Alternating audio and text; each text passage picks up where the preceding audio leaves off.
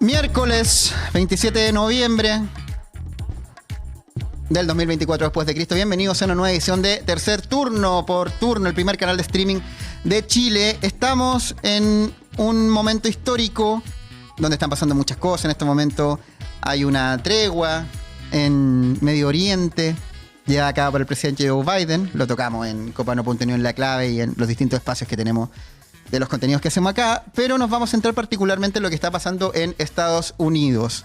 Hace no tantos días atrás, un par de semanas ya, ganó las elecciones Donald J. Trump y vuelve a la Casa Blanca después de su periodo 2016-2020. Y la pregunta es qué va a pasar con el principal imperio todavía del mundo, el principal en Occidente al menos, el mundo libre, como le gusta decir a los estadounidenses. Y si nos remontamos a la historia de la humanidad, el libro clásico de la antigua Grecia, la Ilíada, nos relata el colapso de Troya, una ciudad-estado que, aunque poderosa, sucumbió ante sus enemigos aqueos. El relato épico de Homero revela una imagen que se ha repetido durante la historia de la humanidad: el ascenso y la caída de hegemonías políticas y culturales que han moldeado el mundo y su destino. Luego de la Segunda Guerra Mundial, los Estados Unidos de Norteamérica asumen un rol hegemónico en el mundo. Están la mitad del siglo XX disputando esa hegemonía con la Unión Soviética. Vencen finalmente. Ese triunfo se consolida en 1989, 1990, 1991 con la caída del muro de Berlín. Francis Fukuyama dijo que era el fin de la historia porque de acá en adelante había una sola hegemonía. Han pasado 35 años de aquello, más o menos, y el mundo no era nada fin de la historia.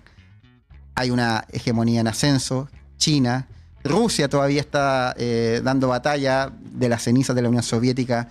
También están disputando territorio e impacto cultural. Y mientras el mundo se vuelve multipolar, contrario a lo que decía Fukuyama, Estados Unidos enfrenta tensiones internas y externas. Desde este rinconcito en el último lugar del mundo, luego de la cordillera, como cantó un artista venezolano, nuestra historia ha estado ligada a Estados Unidos, profundamente influenciada desde 1973, ya con todas luces, cuando el golpe de Estado en Chile asume la dictadura de Augusto Pinochet Ugarte y Estados Unidos empieza a tener hegemonía total que se disputó en algún momento con la Unión Soviética. En este momento Estados Unidos está enfrentando estas crisis, como les decía, y surge la pregunta: ¿cómo está Chile en este contexto global?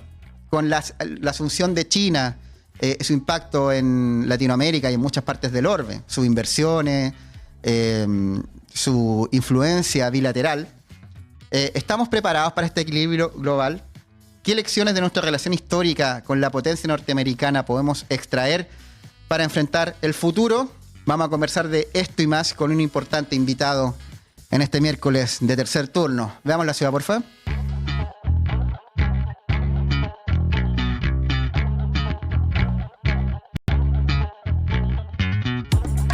Postdoctorado en Historia de la Georgetown University, doctor en Historia Contemporánea de la Universidad Autónoma de Madrid y de la Pontificia Universidad Católica de Chile, magíster en Historia de América, profesor de Historia y Geografía de la Universidad de Santiago de Chile, la USACH, académico, investigador, consultor, más de 35 artículos académicos, 8 libros en calidad de autor, coautor y editor, como este que tengo en mis manos, que se llama Por los ojos del águila, de Editorial Catalonia, la transición democrática chilena vista desde el gobierno de los Estados Unidos, 1981-1994. Nos acompaña Pablo Rubio Apiolaza en esta edición de Tercer Turno. Bienvenido, Pablo, a este espacio.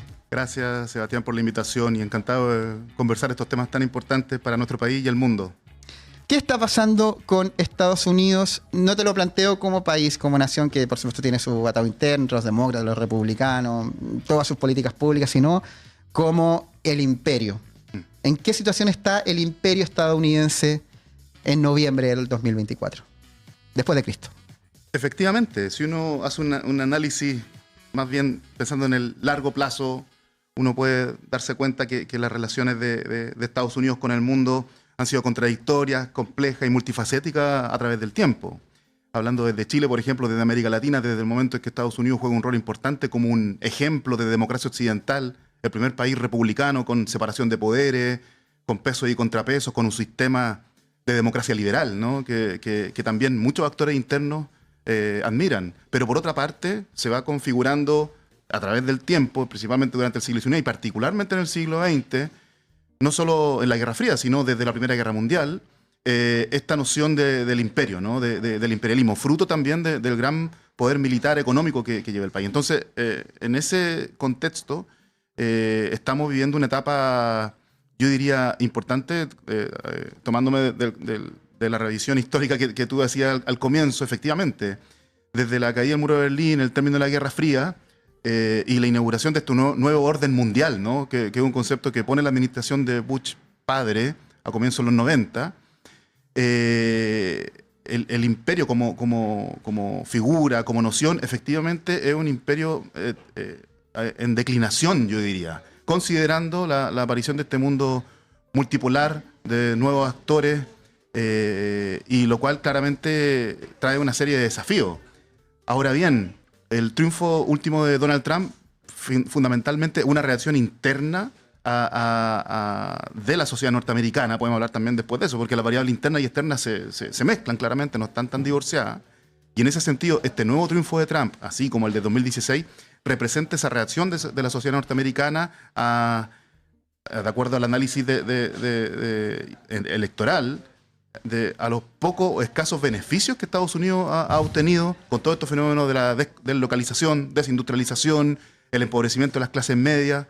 Entonces, en ese sentido, han surgido estas tendencias aislacionistas, proteccionistas, como las que propone Donald Trump, a pesar de que su estilo de hacer política y su trayectoria como líder, como empresario, más bien como del área financiera, ¿cierto? Uno podría decir, no, está de acuerdo con un libre comercio, con el free trade, ¿cierto? Con el free market, con todos estos principios que en los 90, pero no, Trump tiene otra estrategia dentro de sus características personales cambiantes y veleidosas fundamentalmente, de promover proteccionismo, de poner más trabas. Está el tema arancelario que ahora lo lanzó hace pocos días. Él señala que la orden ejecutiva la va a lanzar de inmediato después del 20 de enero.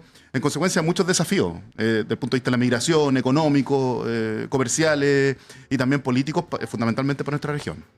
En esa línea, el ascenso de Donald J. Trump, el regreso a la Casa Blanca, ¿supone algún cambio que sea visible? Yo sé que a nivel interno, de diplomacia, lo vamos a ver, pero en el día a día de los chilenos, voy a hablar por Chile, y vamos a repasar también lo que habla tu libro Por los ojos de águila, que habla de cómo Estados Unidos influyó, no solo en el golpe de Estado de 1973, influyó en la llegada de Pinochet al poder y también en la salida, y vaya que ha influido después durante los gobiernos democráticos.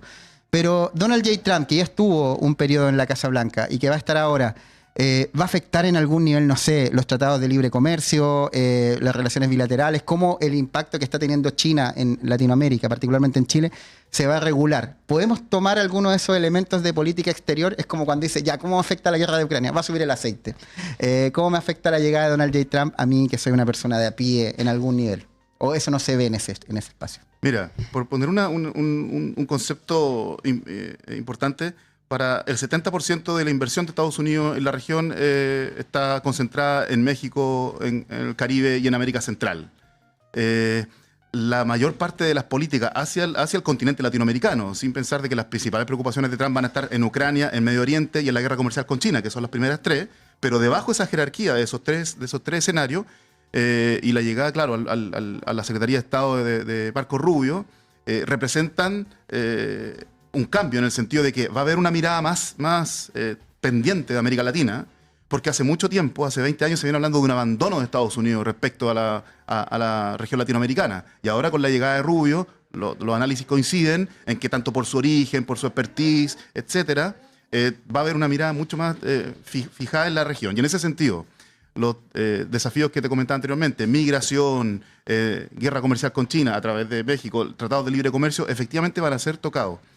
Ahora, en el caso de Chile, desde hace unos 20 años atrás, Estados Unidos representa alrededor de un 14% del comercio exterior de Chile, y China representa un 42%. Entonces, claro, en términos de proporción, efectivamente, la relación de Chile con China en rubros, por ejemplo, fundamentalmente recursos naturales, ¿cierto? Inversión en el área de pesca, minería, fundamentalmente, es mucho mayor con China, pero indirectamente puede afectar. Ahora, el tema arancelario, sí, yo creo que estos fenómenos de incremento de aranceles a la importación y a las exportaciones van a generar el aumento de los fenómenos inflacionarios. Y esos fenómenos inflacionarios van a generar por defecto, ¿cierto?, el aumento de los productos importados y efectivamente un deterioro de la calidad de vida. Porque efectivamente, una vez que se ponen esos aranceles, se aprecia más el dólar y se deterioran las monedas locales. En consecuencia, sí van a haber efectos económicos y políticos respecto a Chile. La verdad es que efectivamente hay una preocupación de Estados Unidos de mantener una cierta influencia cultural. Se ve, por ejemplo, en la administración Biden, a través de la embajadora actual, de hacer un acercamiento en términos de estos conceptos de democracia, derechos humanos, pero el foco de Trump va a estar puesto en estos temas comerciales. En el caso de otros países va a ser más grave. Con México, por ejemplo, si quieres también podemos hablar posteriormente, con una frontera de 4.000 kilómetros, con 5 millones de indocumentados mexicanos. La presidenta Sheinbaum ya dio una reacción a esta postura de Trump de elevar los aranceles a los productos chinos y en México. Entonces, la situación en México es gravísima, porque Trump ahí, él sí quiere revisar el tratado, el TEMEC, ¿cierto?, que es la revisión del tratado del NAFTA que se había firmado en los 90, y que Trump con los republicanos tienen un diagnóstico muy negativo. Pero para países como México, donde está el presidente electo Trump amenazando con deportaciones masivas, se habla de 1 millón de indocumentados al año, cosa que la infraestructura inmigratoria no lo resiste, pero él lo está señalando de esa forma, con los nombramientos del gabinete, etcétera, con los perfiles de quienes se van a hacer cargo del tema inmigratorio. Me parece que ahí va a generar un foco de bastante conflicto. ¿Qué Donald Trump llega a la Casa Blanca y qué tanto se diferencia del Donald Trump del 2016-2020? Porque voy a irme a la política exterior particularmente.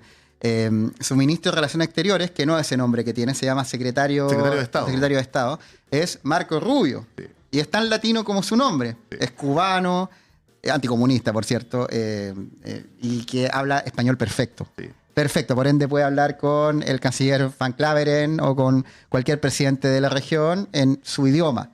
Entonces, ¿cómo va a ser la relación que va a tener Marco Rubio? Particularmente, podemos explorar los conflictos en Ucrania, en Medio Oriente, a todo el mundo, pero particularmente con América Latina, porque este periodo de Donald Trump lo pilla con gobiernos que por un lado está Javier Milei en Argentina, por otro lado está Nayib Bukele en El Salvador, está también Nicolás Maduro en Venezuela, está Díaz-Canel en Cuba, y está algunos que, pese a que son progresistas, yo creo que va a tener una relación más neutral, como Gabriel Boric en Chile o Lula da Silva en Brasil. Me parece que el gobierno de Gabriel Boric se ha cuadrado harto con el imperio norteamericano en su gestión. El presidente Boric no se demoró nada en darle su apoyo a Ucrania mediante un tuit partiendo del gobierno. Este Donald Trump y su secretario de Estado, ¿qué tan distintos van a ser al del 2016-2020? Mira, efectivamente la designación de Rubio representa un cambio respecto al primer gobierno. En primer lugar, porque la crisis inmigratoria, el efecto, por ejemplo, del tráfico del fentanilo, por ejemplo, Estados Unidos, que Trump acusa que viene desde México y China fundamentalmente, representa un giro más conservador y más de enfrentamiento, de confrontación de parte de Marco Rubio. Marco Rubio no es un desconocido en el ámbito de la política exterior. Él ha sido senador por Florida, como tú bien dices, ¿cierto? Habla perfecto español, hijo de inmigrantes cubanos. Recordemos, ¿cierto?, el apoyo que le da el estado de Florida, especialmente también Miami, que desde 1988 no ganaba un candidato republicano en el condado de Miami-Dade hasta esta última elección. Entonces, el apoyo que le da la comunidad de Florida, de donde es senador Rubio, representa también un reconocimiento ahí de la figura de este senador. Por otra parte, él también tiene una especialización en los temas de política exterior, formado parte en los comités del Senado, tanto de inteligencia como de política exterior. Entonces es entre comillas, un especialista, un hombre muy cercano, ¿cierto?, a los líderes conservadores. Conoce, por ejemplo, a Milei, conoce personalmente a muchos de los líderes que tú estás señalando. Entonces, en ese sentido, tiene una visión global. Y y como primer punto, Rubio tiene una visión muy crítica respecto a estos tres países que tú señalaste como las tres, podríamos señalar, dictaduras de izquierda que permanecen en el continente, ¿no? Me faltó una, dije dos. Creo que dije Te faltó Nicaragua. Me faltó Nicaragua. Exacto.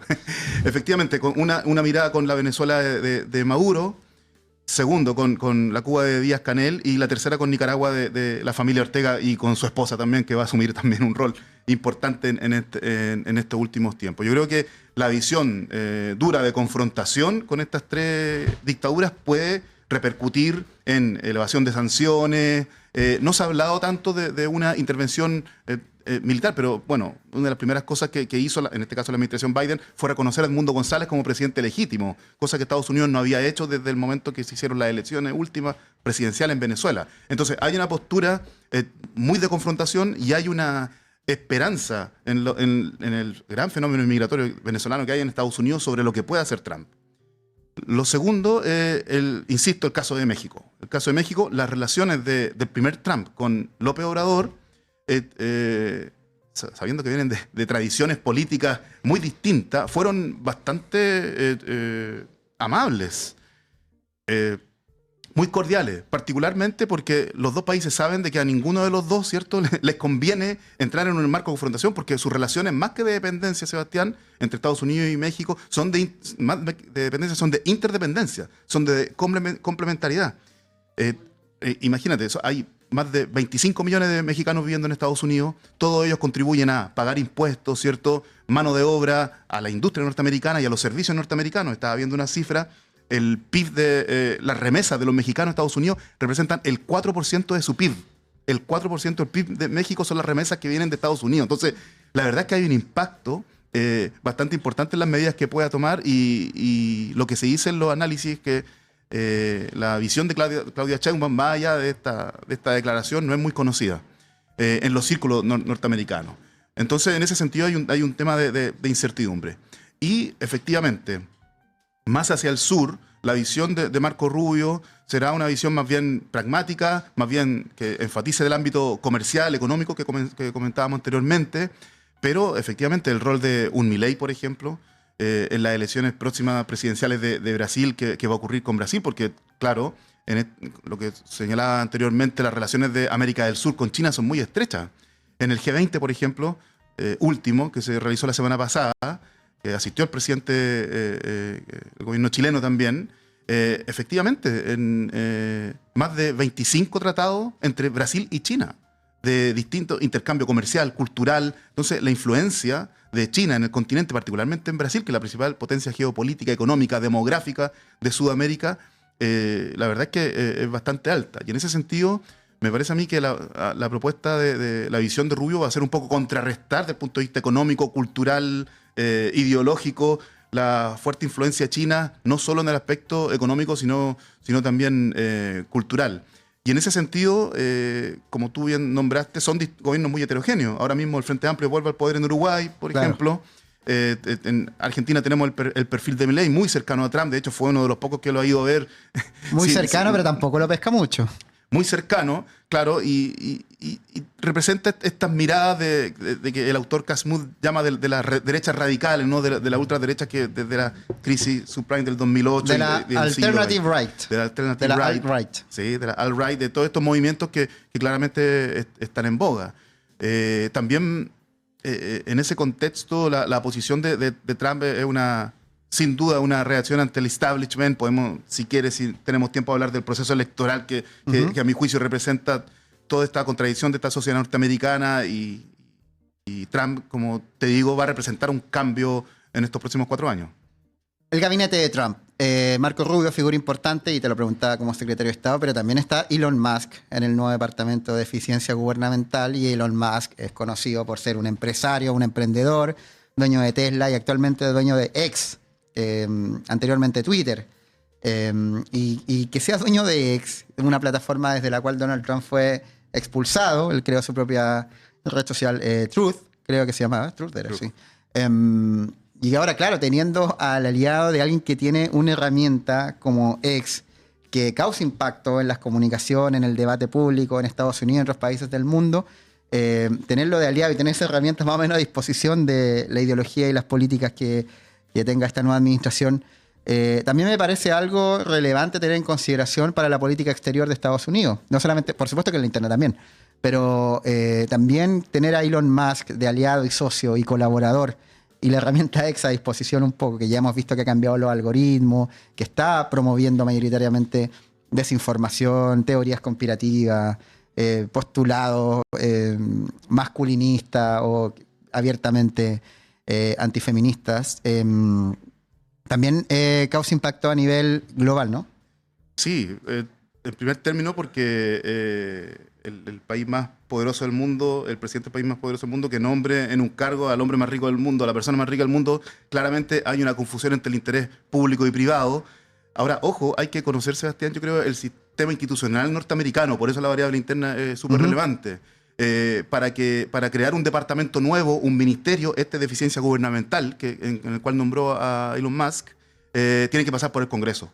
Y en ese sentido yo creo que es muy importante entender de que Trump no está solo, sino que el Partido Republicano es un partido que ha tenido sus diferencias con él, especialmente en el caso del Senado norteamericano, que es una institución que desde lejos no se ve como poderoso, pero que nombra más de 3.500 cargos, entre ellos gran parte de los miembros del gabinete, exceptuando algunos como la jefa de gabinete que nombró y como el secretario de National Security, que tampoco lo nombra el Senado. Pero todo lo demás lo confirma el Senado. En ese sentido, el nombramiento que hace Trump de Matt Gaetz, ¿cierto?, del fiscal general, que tuvo que retirar porque los senadores republicanos se le fueron en contra y dijeron, esta persona con estas acusaciones, este perfil, nosotros no lo vamos a confirmar en el cargo.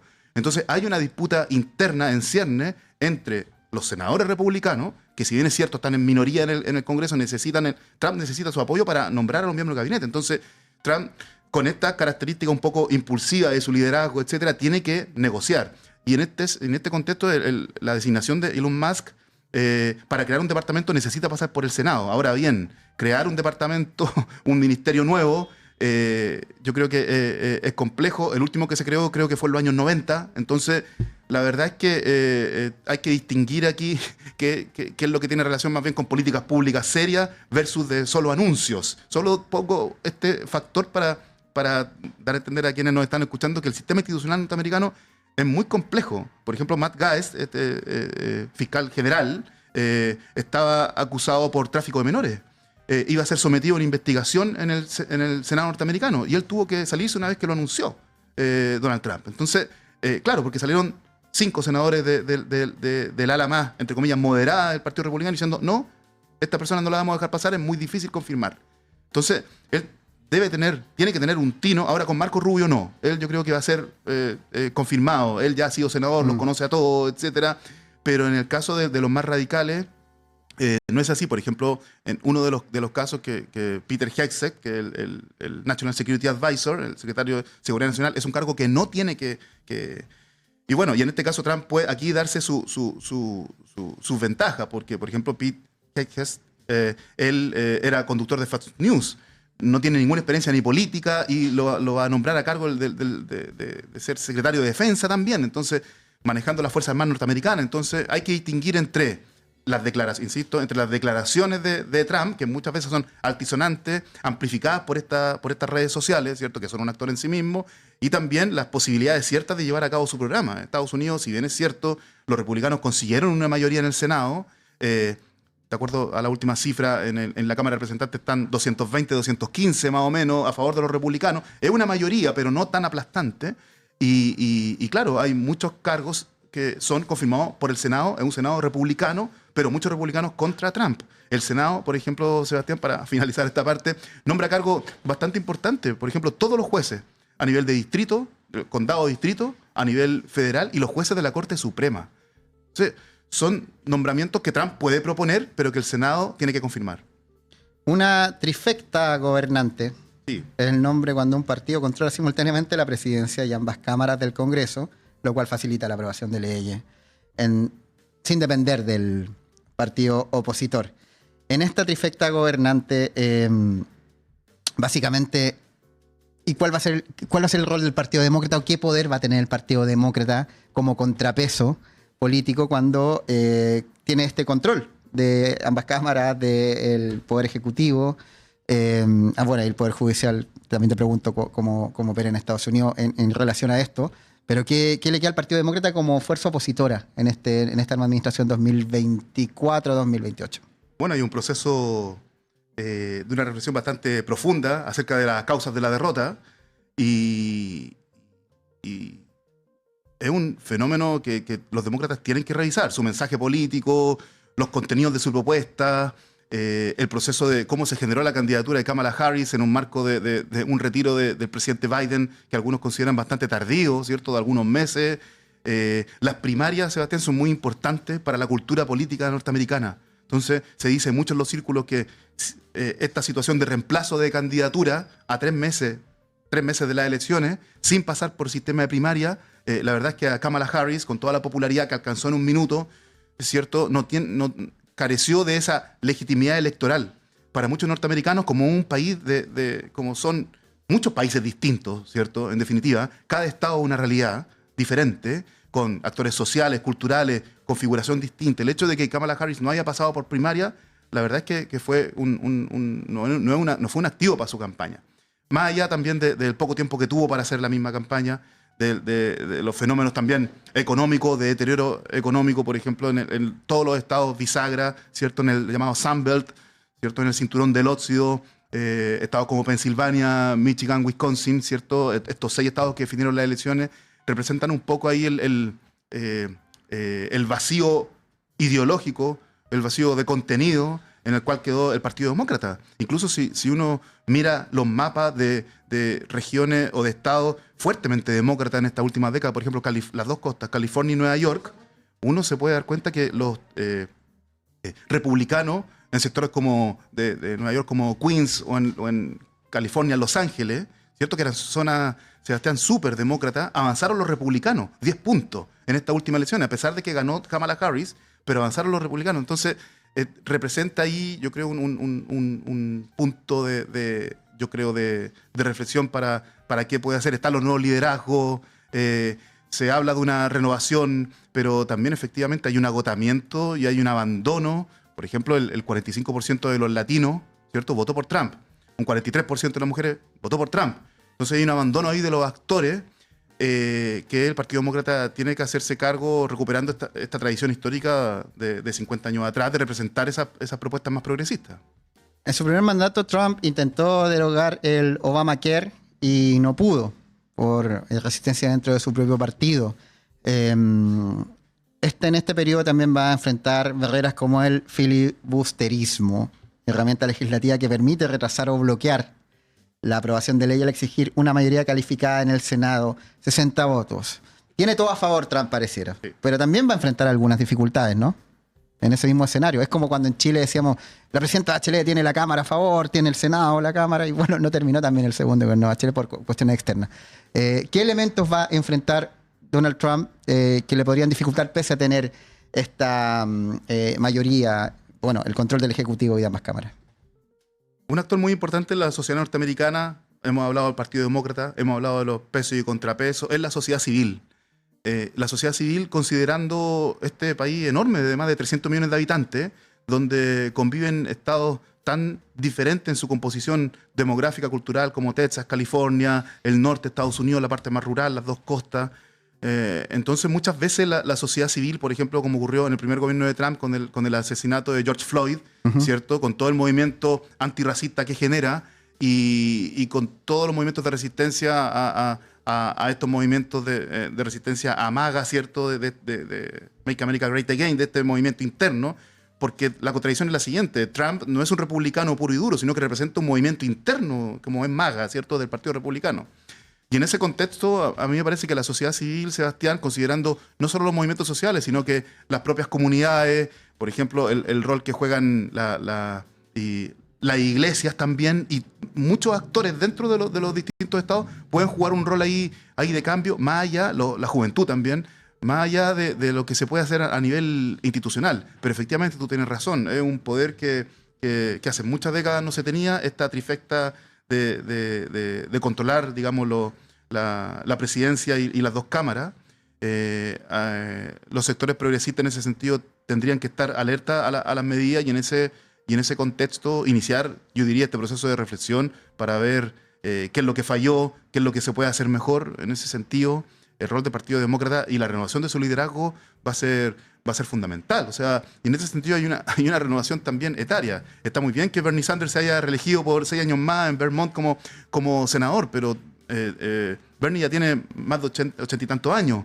El mismo presidente Biden. Entonces hay una renovación también generacional, que no sé si viene por el lado de los movimientos más vinculados a Alexandria Ocasio-Cortez, que también es una izquierda woke, que se llama, ¿cierto? Pero una izquierda de nicho. AOC, que representa una izquierda muy de nicho, que claro, si tú pones AOC en Nueva York, en California, en Queens, en los barrios, claro, puede ser de que sea, pero Estados Unidos en realidad mucho más compleja. Tienes que convencer al granjero Montana, tienes que convencer a la Black People, ¿cierto? De Luisiana. A la White Trash. A la White Trash. Tienes que convencer a las personas de Kentucky, del Rust Belt, a las personas de Texas. Imagínate, en Texas, en la elección del Senado, el Partido Demócrata apostó mucho y se eligió nuevamente a Ted Cruz, que es uno de los también miembros del ala más radical del Partido Republicano, electo 6 años senador, nuevamente en Texas, una zona fronteriza, muy golpeada, muy latinizada, muy golpeada, ¿cierto?, por el fenómeno inmigratorio y la crisis económica. Entonces, ¿cómo te explicas tú estos fenómenos? Esos fenómenos, bueno, ahí hay que hacer un proceso de reflexión de qué actor está movilizando el Partido Demócrata y qué puede hacer para revertir esto. Alexandria Ocasio-Cortez, como tú bien dices, representa esta izquierda progresista, de clase media alta. Acá en Chile probablemente militaría en el Frente Amplio si estuviera acá. Sí. Y bueno, pasa lo mismo allá en Estados Unidos, que los progresismos le están haciendo sentido a la población, al parecer no. Y es un debate que ya también hemos tenido en este espacio, y el cual no quiero profundizar en esta ocasión, pero sí dar cuenta que efectivamente la crisis que enfrentan las democracias liberales representativas ante el ascenso de estos neo-autoritarismos de extrema derecha, radical, también con un elemento muy refrescante para los jóvenes, también con esta especie de irreverencia antiprogresista. Creo que es relevante mirar, entendiendo el contexto global de lo que es estar en el año 2024, porque este contexto es nuevo, porque si nos vamos más atrás, donde había el mundo bipolar de la Guerra Fría de la Unión Soviética y Estados Unidos, se nos hace complejo entender lo que viene, pero para entender lo que viene yo creo que siempre es importante volver hacia atrás. Y particularmente Chile, que desde su fundación en 1810 ha estado bajo la influencia de diferentes hegemonías. Primero la española, aunque se haya liberado, o sea, cuando se conquistó, cuando antes de ser república. Luego pasa rápidamente a la inglesa, mediante la economía, tomar posesión de la salitrera, la influencia también en el comercio marítimo. Y luego, en algún momento después de la crisis del salitre y ya en 1930, 1940, y quizás tú como historiador eres más preciso en la fecha, pasa Chile a estar bajo la influencia de Estados Unidos. De hecho, quiero preguntarte, ¿en qué década del siglo XX como que la hegemonía estadounidense predomina por sobre la inglesa en Chile, aproximado? Después de la Primera Guerra Mundial, aproximadamente. ¿1920 y tanto? Sí, 1914. Y ya en 1929, Estados Unidos, antes de la crisis, Estados Unidos ya era el principal socio comercial del país. Mediante inversiones... Mediante inversiones fundamentalmente que venían de antes.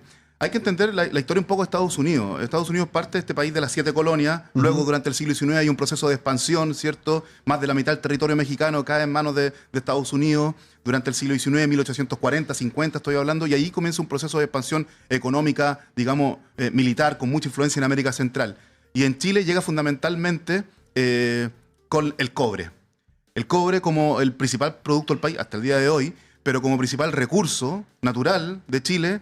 Y en 1906 y en 1913, Anaconda y Kennecott Corporation fundan la llamada Gran Minería del Cobre, con inversiones en Chuquicamata, Potrerillos y El Teniente. O sea, al mismo tiempo que estaba el salitre todavía en auge, exacto, ya el cobre se está quedando en Estados Unidos como principal inversor. Son procesos paralelos. Entonces, decae el salitre y el cobre se posiciona, y ahí está Estados Unidos ya de punto fijo. Ya está Estados Unidos. No solo en el ámbito económico, sino que también en el ámbito, por ejemplo, diplomático, jugando un rol muy importante ahí en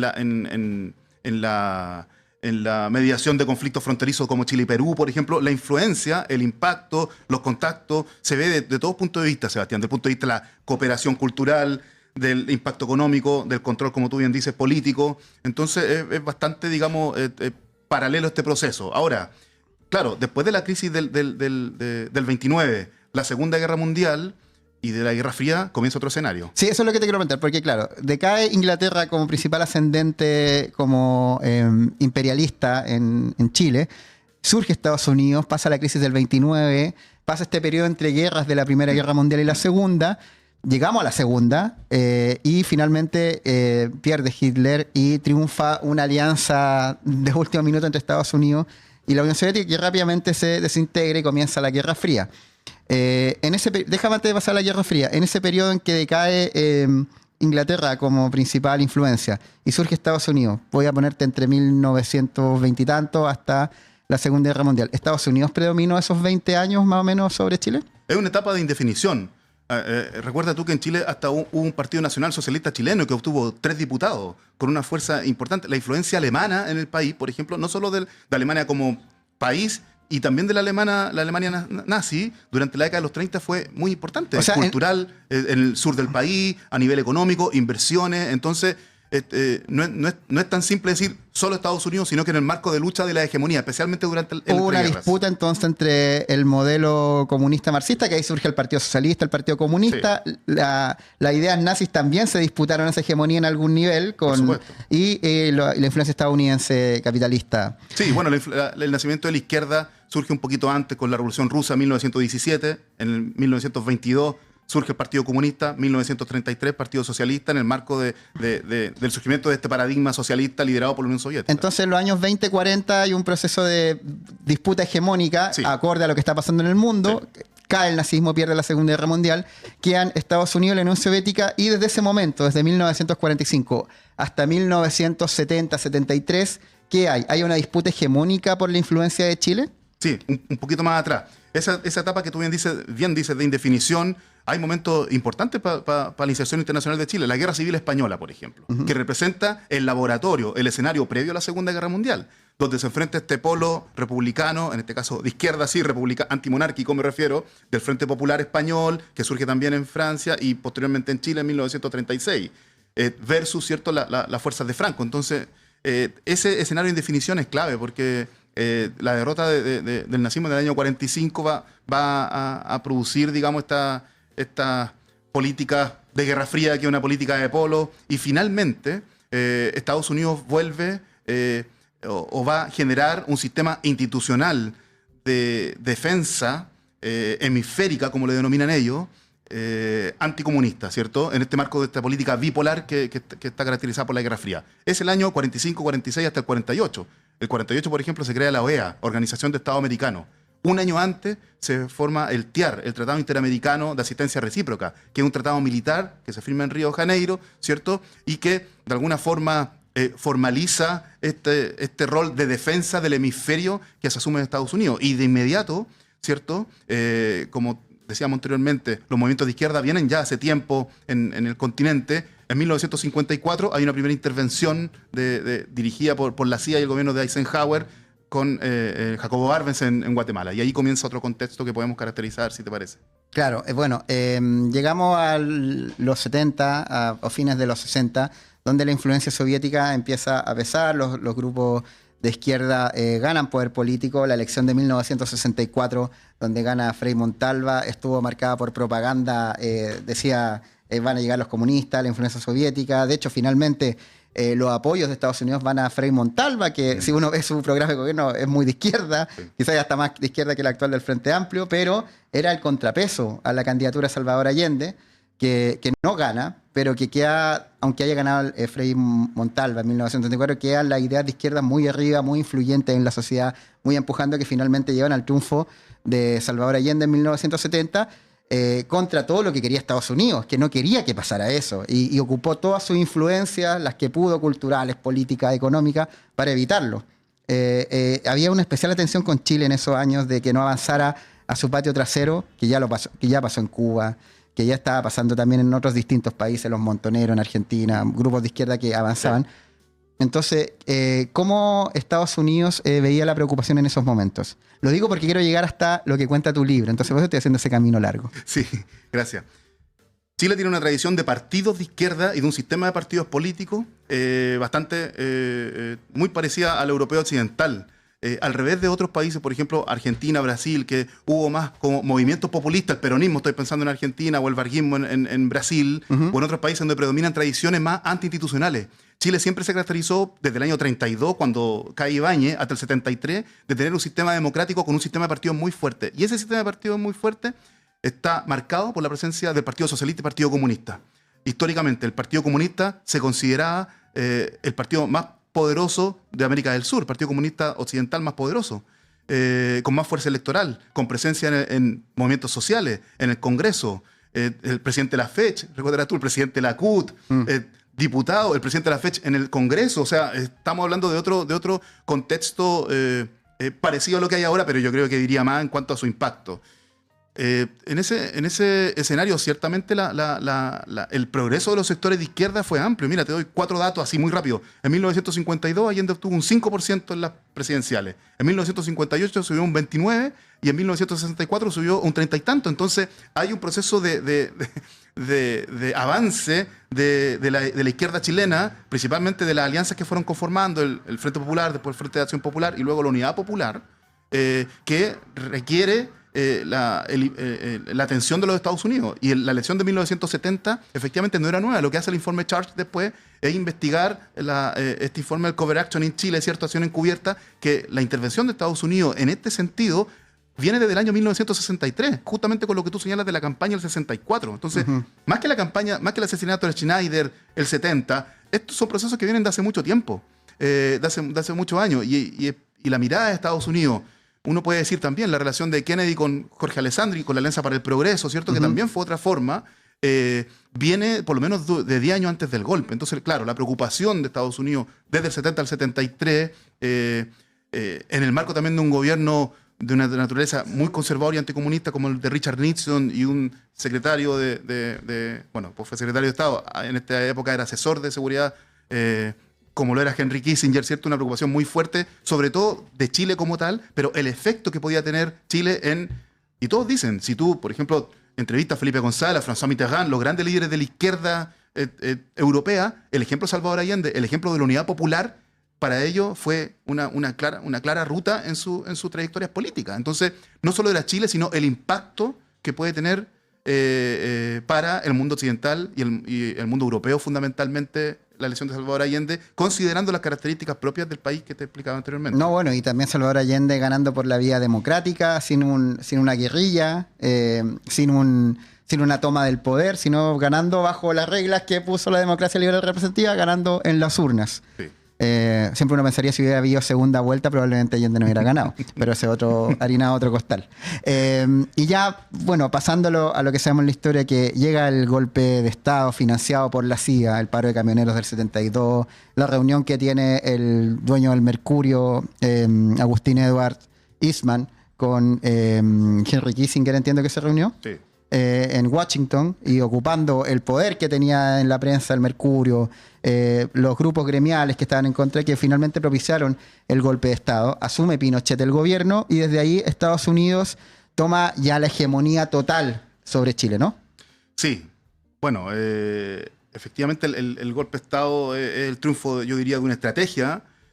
Daría para otro programa hablar de las causas fundamentales del golpe, porque involucraría elementos internos, externos, de corto y largo plazo, pero efectivamente el rol de Estados Unidos fue importante en cuanto a la movilización de recursos, a presionar a los actores, al punto del financiamiento. Esto ya está investigado, incluso el gobierno también de Biden, el gobierno de Clinton hizo una desclasificación a fines de los 90, parte de la cual utilicé en mi libro. Muy importante acerca del rol, así que eso está archiestudiado, architrabajado y es parte no me gusta usar este concepto como historiador, pero de una verdad histórica más o menos asentada. Claro, entonces Estados Unidos toma la ascendencia total en 1973 porque finalmente vence la influencia de la Unión Soviética. Sí. Y desde acá quiero hacer el camino largo pasando por lo que dice por los ojos del águila, de un libro que tiene el subtítulo La transición democrática chilena vista del gobierno de los Estados Unidos. José, por favor, pongamos el libro en pantalla de apoyo para que se vea bonito en la transmisión. Y quiero pasar brevemente por el proceso en que Estados Unidos toma la hegemonía de poder sobre Chile, derrota a la Unión Soviética antes de que cayera la Unión Soviética, es decir, en 1973 la Unión Soviética deja de tener influencia en Chile, de hecho, el partido histórico de clasificación al Mundial de Alemania 1974, donde Chile jugaba el repechaje con la Unión Soviética y eligen no venir a jugar. Y clasificaba al Mundial por un 2-0, que fue un gol histórico que se hace ahí, pero a ese nivel no quisieron venir a jugar a Chile. Y la Unión Soviética sale del poder y Estados Unidos desde acá hasta 1981, porque es la fecha en que tu libro toma la transición democrática, o como inicio de ella. ¿Qué pasa de Chile con Estados Unidos? ¿Qué relación hay entre 1973 y 1981? Sí, efectivamente lo que ocurre es que la Guerra Fría, claro, entra en una nueva fase, pero no es que se termine. Y en ese sentido hay un respaldo absoluto de las primeras administraciones del presidente Nixon, que se va al 74 por Watergate, se va de inmediato. Luego el presidente Ford. Hay una pequeña crisis con el asesinato de Orlando Letelier en el 76, la enmienda de Kennedy.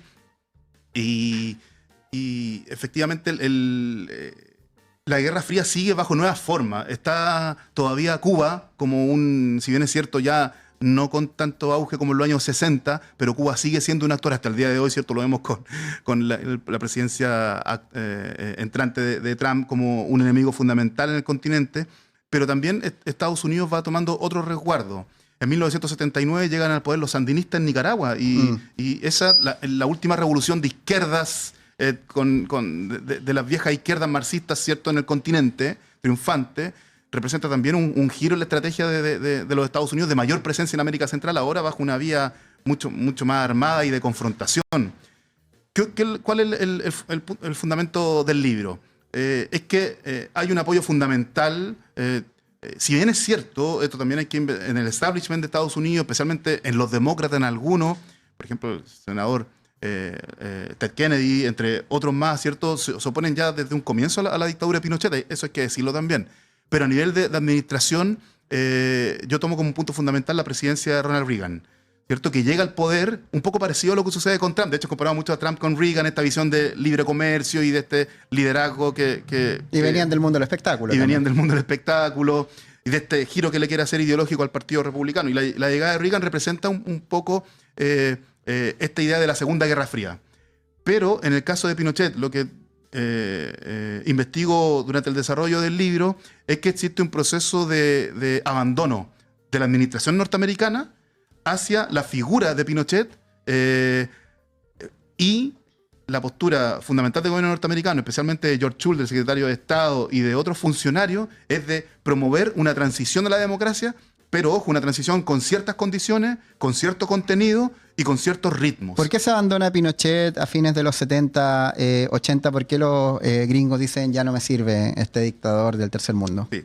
Ahí los invito a todos a leer el libro, pero para hacer una síntesis mucho más...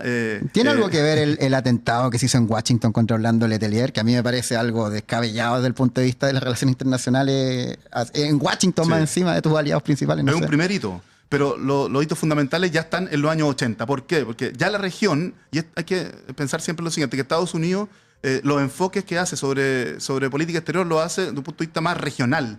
Y en este sentido, el año 1900, por ejemplo, 1985, 86, Chile era el único país con dictadura militar en América del Sur. Solamente con Paraguay, eran los últimos y los últimos dos que terminaron. Entonces, ya no se veía bien. Entonces, no se veía bien. De hecho, el secretario de Estado, Schultz, habla de un cierto aislamiento de la dictadura chilena. Eso por una parte.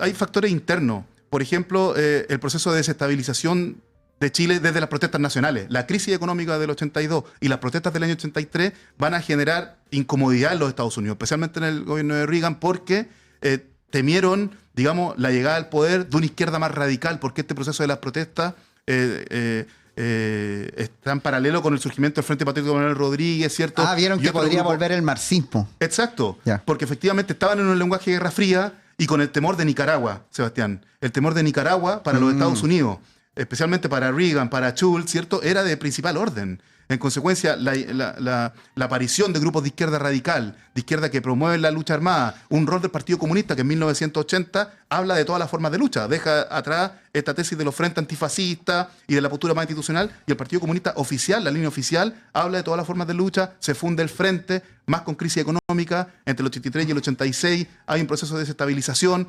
En consecuencia, ahí los Estados Unidos van a hacer el cambio, van a iniciar contactos con figuras de la oposición, especialmente figuras icónicas como Ricardo Lagos, Gabriel Valdés, Andrés Saldívar, entre otros, que fundaron la Alianza Democrática y posteriormente la Concertación, y esencialmente estrategias diplomáticas. Y una de las partes fundamentales del libro está el rol jugado por Harry Barnes, el embajador que ejerce como enviado de Estados Unidos entre 1985 y 88, ¿cierto? Que juega un rol fundamental en promover el plebiscito, el cambio democrático y el rol fundamental que juega en cuanto a esta estrategia. Tomo tres cosas de ahí. Lo primero es que vieron en el Frente Patriótico con el Rodríguez algo parecido a los sandinistas, po. Dijeron, si los sandinistas lo hicieron en el 79 en Nicaragua, oye, este grupo que está teniendo auge, que está perdiendo mucho apoyo a la dictadura, pueden volver otro triunfo y todo lo avanzado lo perdemos de repente. Segundo, se hizo en esa época, en los años 80, algo parecido a lo que se hizo en el 64. Se apoyó a grupos que estaban en contra de Pinochet, pero eran moderados y iban a mantener el modelo económico. Me imagino que las conversiones de base parten por eso. Y tercero, me imagino que el año 86, cuando se enteraron de el intento de atentado, que no pasó, pero Pinochet podría haber muerto y podría haber habido un ascenso de quizás estos grupos de izquierda armada que venían de una facción del Partido Comunista. Yo creo que eso aceleró el proceso para decir, oye, el 86 me imagino, viendo el atentado desde afuera, oye, ya esta cuestión ya no va para más, hay que sacarlo, porque no pasó tanto tiempo entre el 86 y el 88. Efectivamente, como tú bien dices, el año decisivo, como lo llamó el Partido Comunista, el año 86, terminó con este fracaso, el fracaso de las protestas del 2 y 3 de julio, ¿cierto? Que no convocó a la misma cantidad que convocaba 2 años antes. Uh-huh. Lo segundo, el descubrimiento en agosto del arsenal de Carrizal Bajo, uh-huh. ¿Cierto? Que también va a generar en los Estados Unidos, si uno ve los reportes que yo cito en mi libro, también hay un temor de parte del establishment, del gobierno de Reagan, por detener esta situación y por promover un cambio democrático, un consenso democrático, ¿cierto? Pero al mismo nivel de evitar el comunismo, como tú bien dices. La preocupación de Estados Unidos, Sebastián, estaba en el mismo nivel. Promover una democratización de democracias liberales, pero también detener al comunismo. Igual el comunismo estaba perdiendo en el mundo. Estaba ya la perestroika en algún nivel a punto de pasar. Son escenarios distintos, pero ojo, la lucha en Nicaragua está en permanente desarrollo. Sí, bueno, había pasado Afganistán también, sí, habían harto hito en el mundo, y bueno, ellos dijeron en este proceso en donde estamos ganando Chile, que es un problema que tenemos atrás, hay que solucionarlo rápido, y Pinochet no nos está sirviendo en este momento. El concepto que aplica Schulz del aislamiento es fundamental, porque en todos los procesos estaba Raúl Alfonsín, por ejemplo, en Argentina, que era un radical muy moderado, José Sarney, que también un Belaúnde, o el primer Alan García en Perú, que no eran gobiernos de izquierda, ¿no? Pero sí, Chile fue considerado el último bastión con esta situación de confrontación. Entonces Pinochet, el análisis es que está haciendo más problemas, ya no servía para los intereses, ¿cierto? Como lo servía el año 1973. Y termina medio aislado de Estados Unidos, perdiendo el apoyo, y ahí pasa, no sé, pues que en la campaña del no aparece Keanu Reeves, aparecen los actores de Hollywood, del imperio, apoyando a la oposición. El triunfo del no que finalmente hubo. De hecho, el rol de Estados Unidos en el triunfo del no, en el plebiscito, es una de las partes fundamentales del libro. Ahí se abordan todo el apoyo diplomático, económico, los contactos, ¿cierto? Las presiones, ¿cierto? Del propio Departamento de Estado a Hernán Felipe Errázuriz, que era el embajador de Chile y después fue el último canciller de la dictadura de Pinochet.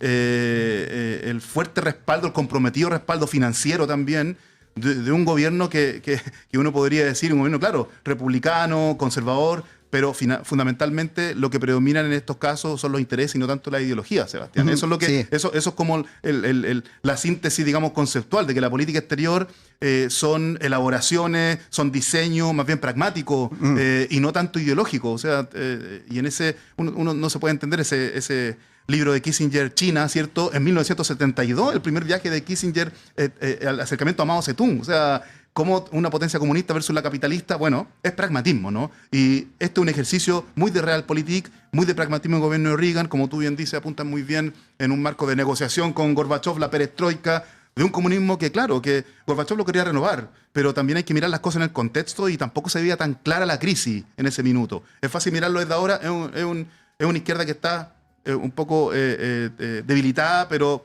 yo diría que en el contexto de los años 80 Chile era una fase bastante incierta, y en ese sentido los Estados Unidos promueve esta estrategia y lo del modelo económico, que es fundamental. O sea, hay una reunión en noviembre del año 86 del Consejo de Seguridad Nacional donde Schulz había sido decano en la Universidad de Chicago, o sea, en la Facultad de Economía, conocía a Sergio de Castro, conocía, ¿cierto?, a los primeros jóvenes graduados de Ingeniería Comercial que fueron a hacer posgrado en economía y que después volvieron a ocupar cargos en el régimen en los años 50, Sebastián. O sea, 20 años antes del golpe. Son procesos muy de largo plazo. Y Schulz dice en esa reunión del 86, dice, es una joya, el modelo económico chileno es una joya que hay que mantener. Esa es la frase que utiliza, noviembre del 86. Entonces, ciertamente, es una transición, un gobierno democrático con modelo económico, y por eso una de las primeras cosas que va a hacer Alejandro Foxley como ministro de Hacienda es Estados Unidos, ¿cierto? El TLC. Se comienza a negociar desde los 90. Porque, claro, ya con Chile en democracia, Estados Unidos promueve esta iniciativa de la América, ¿cierto? Que este mercado común, ¿cierto? Relaciones económicas, en el marco, como tú bien decías, la introducción del programa del fin de la historia, etcétera, del predominio del mercado, pero son procesos largos. Y en ese sentido, sí, promueven esta transición con modelo económico y, ojo, también sin Partido Comunista. Claro. Hay un par de documentos que dicen que el Partido Comunista no debería estar, dada esta línea política que asumió el PCE desde el 80. Entonces, la exclusión del Partido Comunista también. No digamos que fue una condición, porque los procesos, a mí no me gusta mirarlos como una derivación de lo externo, ni factores tan automáticos. Pero sí, la postura de Estados Unidos era excluir al Partido Comunista dentro del diseño de la transición chilena. Bueno, y se le excluyó hasta el 2008, donde se rompe el binominal. Y bueno, el 88, Estados Unidos apoya la campaña del no y finalmente asumen los gobiernos de la concertación. Durante 20 años asume Piñera, asume Bachelet, asume Piñera, asume Bachelet y finalmente asume Gabriel Boric. Llegamos al 2024 y el escenario que parecía el fin de la historia, que Estados Unidos hegemonía, ganó Donald Trump, está Xi Jinping en China, está Vladimir Putin en Rusia. No pareciera que Rusia tuviera la capacidad de hacerle contrapeso mundial, pero China sí está dando esa batalla, y con TikTok y con Huawei y con empresas también que son de tecnología, dando una batalla en una cancha que parecía que Estados Unidos no iba a tener rival y está teniendo, y por eso es muy interesante analizar esto y particularmente el hito de la transición democrática en el libro Por los ojos del Águila, le digo de Águila, que fue presentado por Heraldo Muñoz y que incluyó una exministro de Relaciones Exteriores de Chile, y también tuvo una extensa revisión de documentación, análisis y investigación, por cierto, ¿no? Sí, efectivamente, una investigación que surge a través de una estancia postdoctoral en Washington, D.C., que incluye revisión de archivos, entrevistas, así que invito a todos a revisar la publicación. Yo lo voy a leer con especial atención. Te agradezco mucho la conversación, Pablo Rubio Apiolaza, historiador y autor y investigador y muchas otras. Ya al principio del programa lo dije. Así que muchas gracias por venir a Tercer Turno. Gracias, Sebastián, por la invitación. Y también muchas gracias a todos ustedes que nos siguen día a día por nuestra programación de turno, el primer canal de streaming. Como siempre, activen la campanita, suscríbanse, como diría Wherever Tomorrow o Vegeta777 o todo eso. YouTuber que a ustedes les gustan tanto. Cuídense mucho. Chao.